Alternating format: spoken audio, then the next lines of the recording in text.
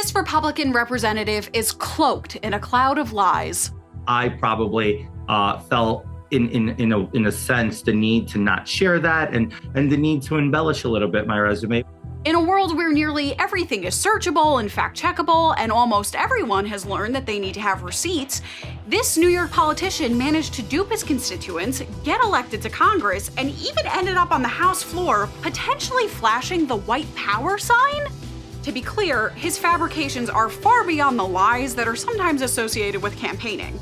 For example, he's lied about his family history, working at Citigroup and Goldman Sachs, who have no record of him being employed there, a charity for animals that the Internal Revenue Service could locate no record of a registered charity with that name, and attending Baruch College and NYU, despite the former not having any records of him graduating in 2010 as he claimed, and the latter unable to find attendance records for him.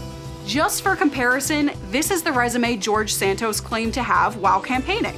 And according to the New York Times reporting, plus what he has admitted to embellishing, this is probably more accurate. And although a local paper on Long Island called the North Shore Leader broke the news about his lies before he was elected in November, it largely went ignored. It's perplexing, to say the least.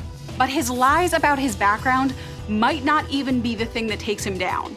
On January 10th, 2 House Democrats filed an ethics complaint related to Santos' financial disclosures for his campaign. There are also local and federal investigations that have been filed, along with a complaint to the FEC. Oh, did we mention that?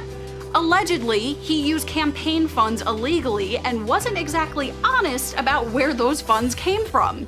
As the North Shore Leader reported, how exactly does someone go from a net worth of about, not much, to one of $11 million? That type of money doesn't just appear.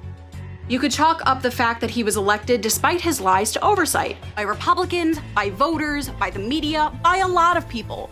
Most importantly, by the guy who lied about pretty much everything to win an election.